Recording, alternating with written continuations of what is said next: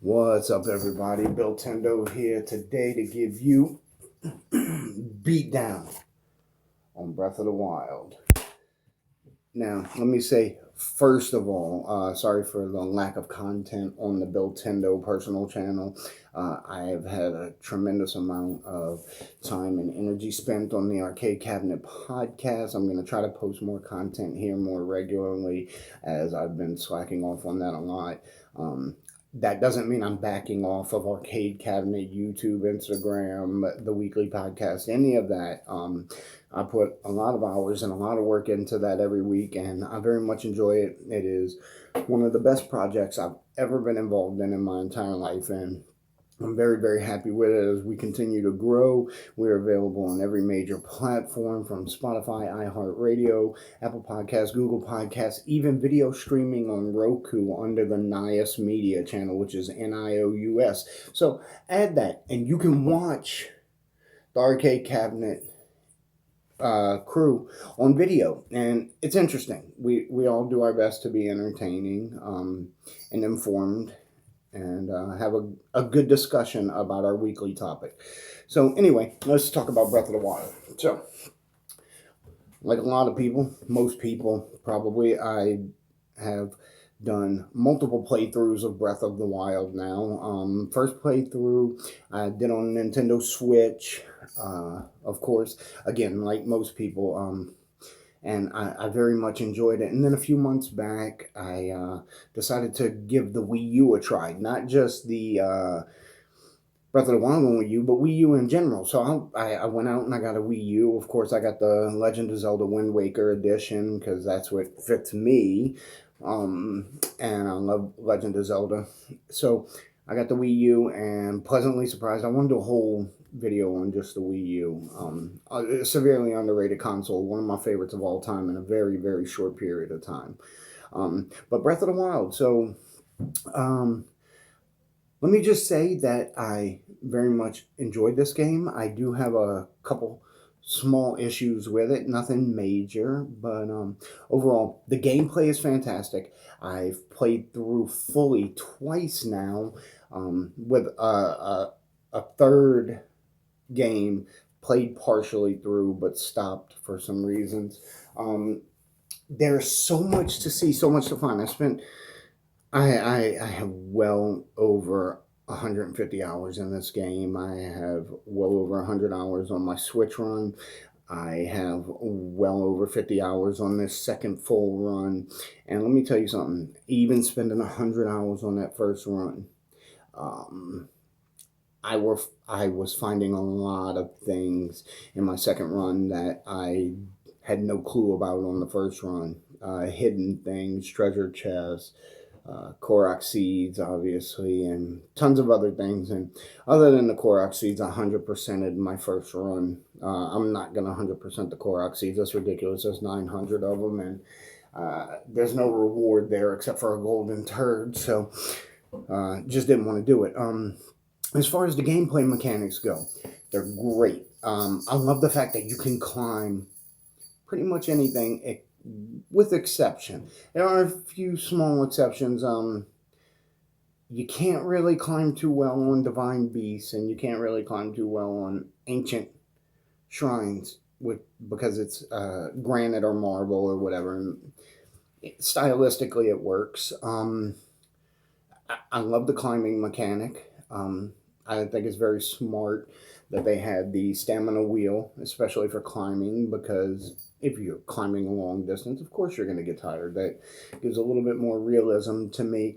The fighting mechanics are great. They just a continuation of Legend of Zelda fighting mechanics.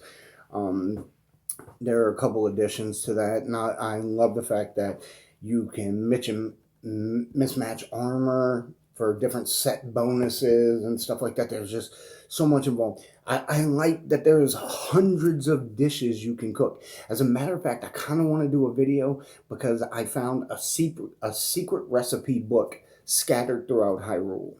and I haven't really seen anything on this, so I would really like to do a video on just that, and maybe I will. Maybe I'll do that later today or something. But and so there are a lot of things that I really really love about this game. Do I think it's the best Zelda game of all time? Probably not, but not for obvious reasons. Number one is weapon durability on my negatives list. Weapon durability, your weapons break over time. You find a weapon you really, really like using, and eventually it's going to break sooner rather than later, depending on how much you use it. Some weapons are really cool, but you only want to use it once or twice so you don't break it. And then it just takes up a storage slot because you don't want to use it again. So I have a little, maybe if there was a way to repair damage to weapons at least once or twice to where you can keep them longer than the short amount of time you can have them, that would be fantastic. The exception being the Master Sword, which can never break. It can only lose all of its power and then takes a little while to recharge before you can use it again. My second flaw would be no dungeons. I love dungeons in Zelda. I mean, come on. The Spirit Temple, the Fire Temple. We're not going to talk about the Water Temple. No.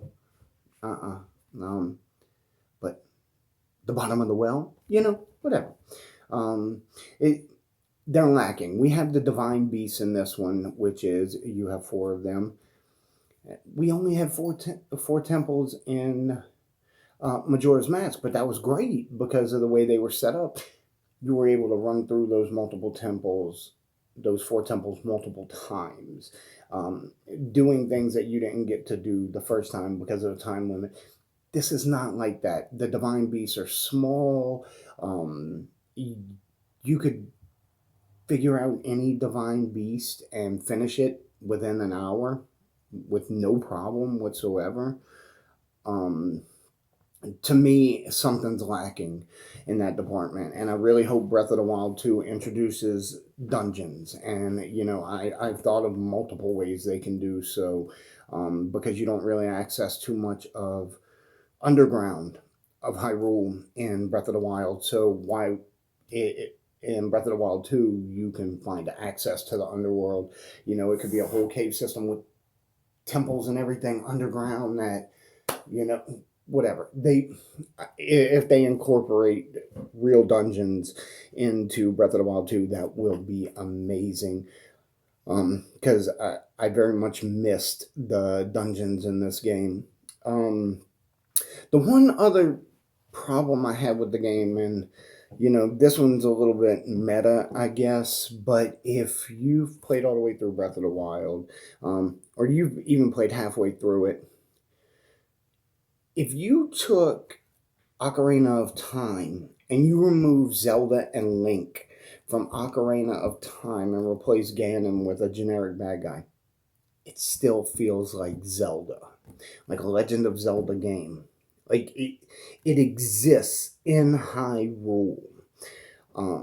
I don't think the same can be said with Breath of the Wild. I feel like if you remove Link and Ganon, and even Ganon's in the game, but if you remove those 2 elements, it's not really a Legend of Zelda game anymore. You could easily drop in another character and make this their game.